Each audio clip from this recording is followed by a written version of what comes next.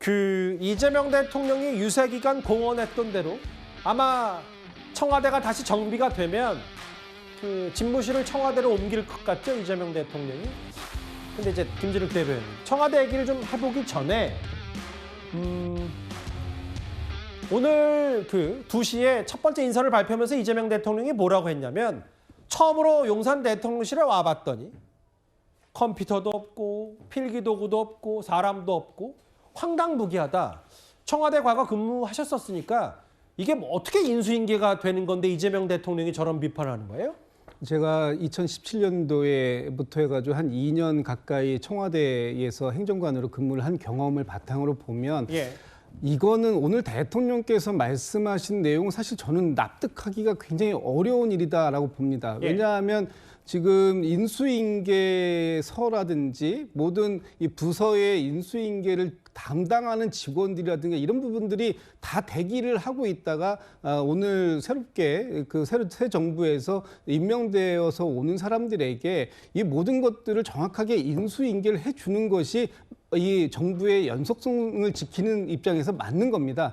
그런데 단 이 볼펜 하나 또는 인터넷망 하나 쓸 수 있는 상황이 안 되었다. 프린터기도 없더라라고 얘기했다면 이것은 대단히 심각한 문제가 아닐 수 없다라고 보는 것이고요. 그래서 저희가 얼마 전에 이 지금 용산 대통령실에서 모든 것들을 파쇄하고 증거를 인멸하려고 하는 것이고 또는 이 인수인계가 제대로 안 될 것을 우려해서 지금에 있는 상태를 그대로 보존해 달라라고 말씀을 드렸음에도 불구하고 완전히 이 백지화 상태로 만들어놨다라는 것을 오늘 대통령께서 직접 기자회견에서 말씀하신 건데 사실상 이해할 수 없는 행동이다. 오죽했으면 저는 청와대에 두 부류의 공무원이 존재하는 것을 봤습니다. 하나는 늘공이라고 하는 이 일반직 공무원들이 있고요. 또 한 부류는 어공이라고 하는 이 그 정무직들로 새롭게 인선돼서 들어가는 공무원들이 있는데 일반직 공무원들은 그 남아서 모든 업무 인수인계를 준비해 줄 수 있는 상황이었는데도 불구하고 어공들은 다 퇴직해버리고 늘공들은 일반직 공무원들은 다 원소속 부처로 돌아가 버려서 개미 새끼 한 마리 안 보이더라라고 하는 것이 오늘의 대통령실이었다면 이것은 완벽하게 백지화 상태, 진공 상태를 만들어 놓은 것이다. 이런 황당한 인수인계는 저는 처음 들어본다. 이런 말씀을 드리고 싶습니다. 뭐 내부 사정은 좀 더 따져봐야 되겠지만 이재명 대통령이 오늘 용산 대통령실로 처음 출근했을 때 풍경이 저랬다라고 본인 직접 얘기하기도 했고 강주정 대변인은 뭐 불능 상태다. 일을 할 수 있는 공간이 아니다는 얘기까지 했는데요. 잠시만요. 저희가 오늘 여러 청와대 관련 얘기를 할 텐데 그 전에 오늘 사진 한 장을 저희도 좀 준비를 했습니다. 뭐냐면 청와대가 최근에 뭐 한 윤석열 전 대통령 집권 시절에 대략 3년 정도 시민의 품에게 개방이 됐었고 오늘은 또 공교롭게도 휴관일이었습니다. 저렇게 청와대 정문이 굳게 닫힌 모습도 있었고 일부 관람객과 시민들은 이제 정문 밖에서 사진 촬영하고 돌아가는 모습도 보였는데요. 최수영 평론가, 저희 채널A 단독 보도에 따르면 반년 안에 6개월 안에 청와대를 저렇게 재정비해서 용산 대통령실에서 청와대를 이전하는 것을 추진한다. 저희가 단독 취재 내용으로 알려졌습니다. 저도 청와대 박근혜 정부 시절에 저도 청와대 선임장관으로 2년 반 근무를 했습니다. 저 구조를 잘 아는데 지금 비서동은 원래 관람 코스가 아니니까 그대로 보존돼 있습니다. 본관 정도만 이렇게 이제 집무실하고 이렇게 동선을 통해서 관람객들이 볼 수 있기 때문에 저는 저기를 복원하는 건 큰 문제 안 됩니다. 중요한 거는 NSC가 들어가야 할 지하 벙커, 이른바 국가안전보장회의가 열리는 벙커라는 이제 그 곳인데요. 여기에 지금 기본적 구조는 손으로 안 댄 것으로 알고 있습니다. 다만 통신망 자체가 통으로 지금 용산으로 가 있기 때문에 이 망을 옮기는 게 시간이 좀 걸린다고 합니다. 벙커 같은 거요? 벙커에 다시 통신망을 깔고 전 군과 주한미군까지 연결하는 그 고도의 작업을 하는 과정이 아마 저는 2달 정도 걸릴 거라고 저도 생각이 듭니다. 예. 그런 측면에서 비서동 같은 경우에는 뭐 복원하는데 큰 문제 없습니다. 다만 비서동이 워낙 낡아서 저희 쥐가 나오는 건물이라서 그게 문제지 다른 건 문제가 없어요. 김준욱 대변인도 쥐 보셨어요? 제가 직접 본 적은 없지만 저희 때 그런 얘기는 많이 들었습니다. 해프닝이 하나 있었습니다. 예. 그런데 제가 그래서 말씀드리고 싶은 거는 결국 그렇습니다. 국가안보 차원에서도 청와대만큼 용이한 곳이 없어요. 왜냐하면 그 북한의 장사정포를 대비해서 그 북악산 뒤에 바로 앞에다가 이렇게 해놨기 때문에 절대적으로 저희 폭격을 맞을 일이 없어요. 그런 측면에서 아마 안보 차원에서도 저희 가는 게 맞고요. 청와대가 무슨 죄가 있습니까? 장소는 죄가 없고 그걸 운영하는 사람들이 그걸 소통과 불통의 장소로 어떻게 사용했느냐가 중요한 거지. 근데 말씀 그렇습니다만 뭐 윤 전 대통령이 파면이 됐고 여러 역사적 평가가 박하긴 해도 네.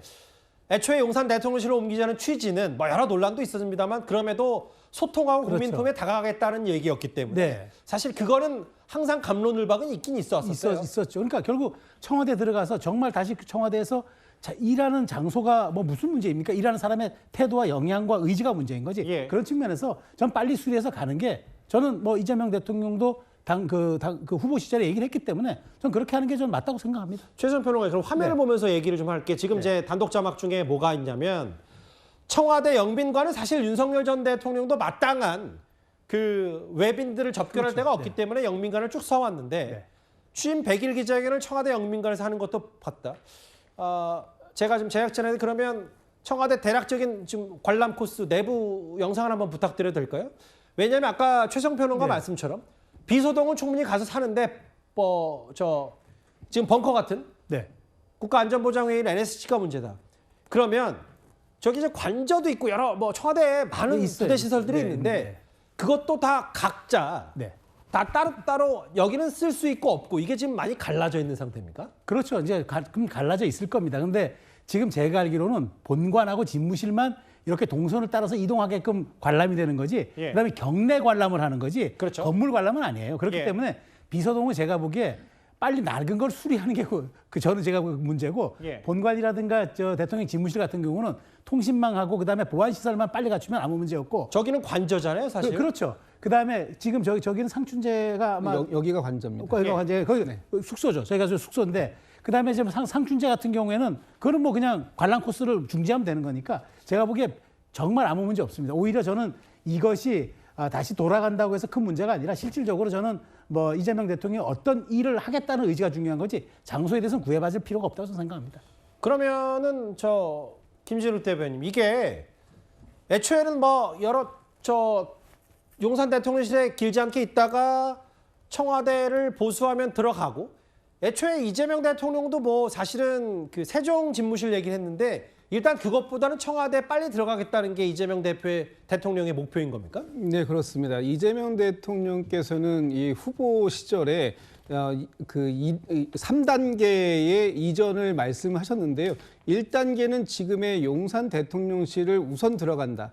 2단계는 청와대를 수리해서 청와대로 들어간다. 그리고 3단계에 중장기적으로 세종의 대통령 집무실을 건설이 되면 그때 청와대를 세종으로 옮긴다. 이렇게 3단계로 말씀을 주신 바가 있고요. 지금은 1단계, 2단계가 단기적인 처방이 될 수 있을 것 같고 예. 3단계는 조금 이후에 중장기적으로 그것은 이제 뭐 세종의 지금 이제 국회가 이전되는 문제 또는 헌법 개정되는 문제 또 대통령실이 이전되는 문제 이 여러 가지 것들이 법적으로 전반적으로 통합돼서 관리될 필요가 있기 때문에 이제 순서적으로 보면 그렇게 된다는 말씀드리고요. 좀 전에 이제 말씀은 이제 청와대 관련돼서 이제 내용이 나왔는데 청와대에서 일부 지금 이게 우리가 자료 화면으로 공개되는 이런 부분들은 이제 지금 이거는 이제 본관 시설인데요. 예. 본관 시설의 일부 극히 일부만 일반 관람객들이 할 수 있는 것이고 윤석열 전 대통령이 그 임기 중에 있던 3년 동안 청와대 시설이 완전히 그러면 사용되지 않았느냐? 그렇지 않습니다.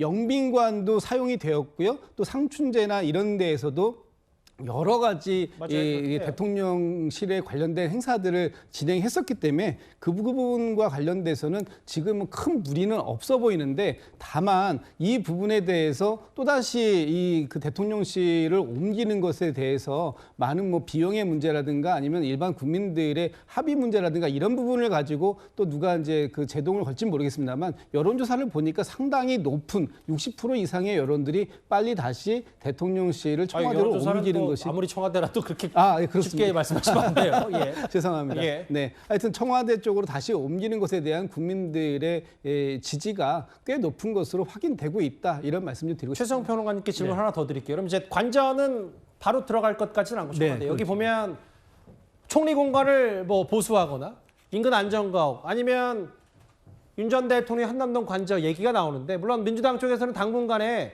개항 사저에서 이제 출퇴근을 한다고 얘기했는데 보니까 오늘 이재명 대통령이 그런 얘기를 하더라고요. 아까 그 오늘 취임식 때 이제 교통이 통제되는 여의도 국회에서 그리고 용산 대통령실로 갈 때 서강대교를 지날 때도 이제 사이카들이 좀 호위하고 에스코트하는 모습도 아까 화면으로 만나봤는데 대통령이 오고 간다고 해서 너무 교통 통제를 세게 하진 않았으면 좋겠다. 뭐 이재명 대통령도 이런 얘기를 하더라고요. 근데 그러기에는 너무 멀어요. 사실 개항에서 사실 용산까지 오는 거리가 상당히 만만치 않습니다.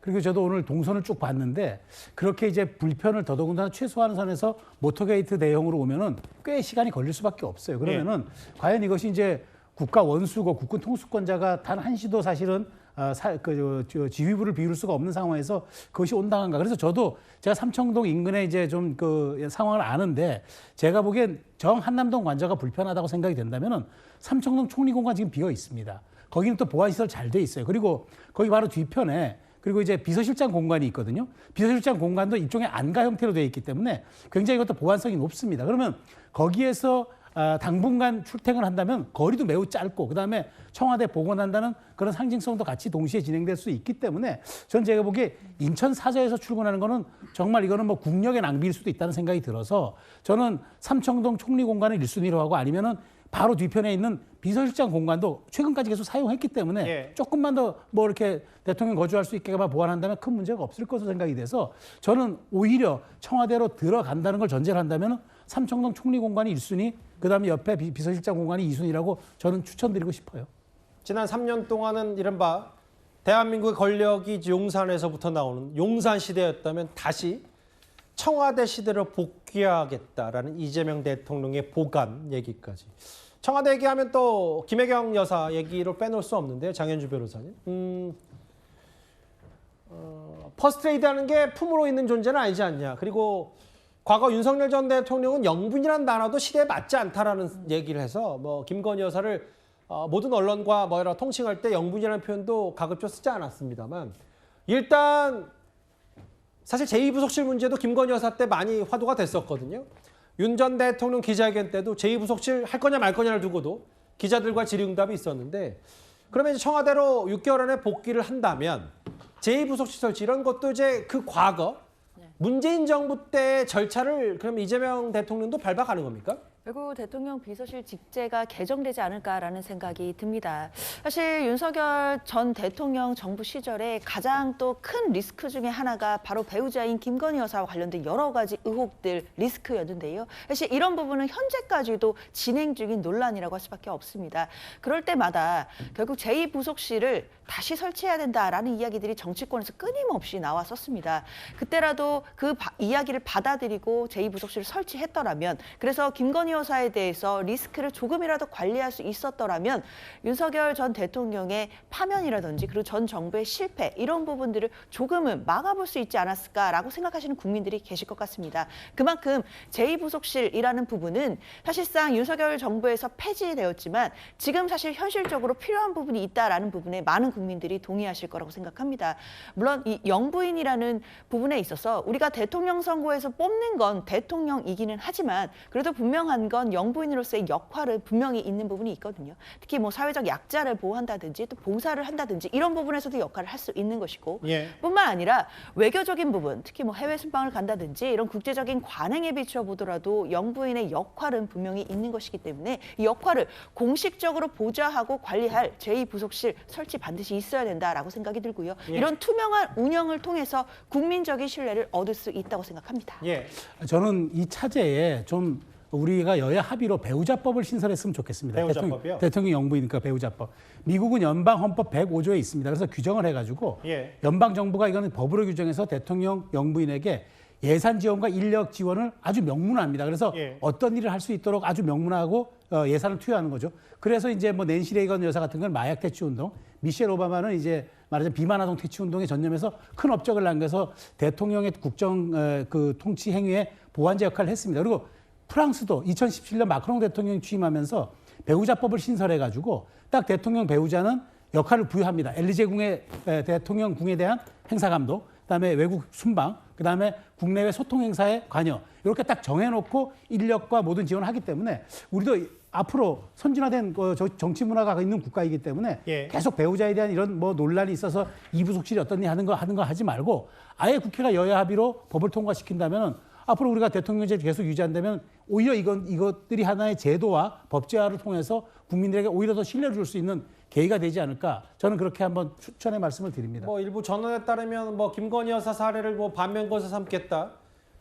여사에 대한 행보도 최소화할 거다라는 얘기도 있는데 일단 제2부속실은 문 전 대통령 때와 마찬가지로 설치가 되고 저희 채널의 이 단독 취재 내용에 따르면 6개월 안에 청와대를 다시 한번 재정비해서 다시 집무실을 청와대로 옮기겠다는 이재명 대통령의 얘기까지 아무래도 또 이제 최근에 시민들의 발걸음이 다시 청와대 관람으로 이어졌던 것도 이거와 무관치 않았었는데요. 저희가 준비한 이번 주제까지 만나봤습니다.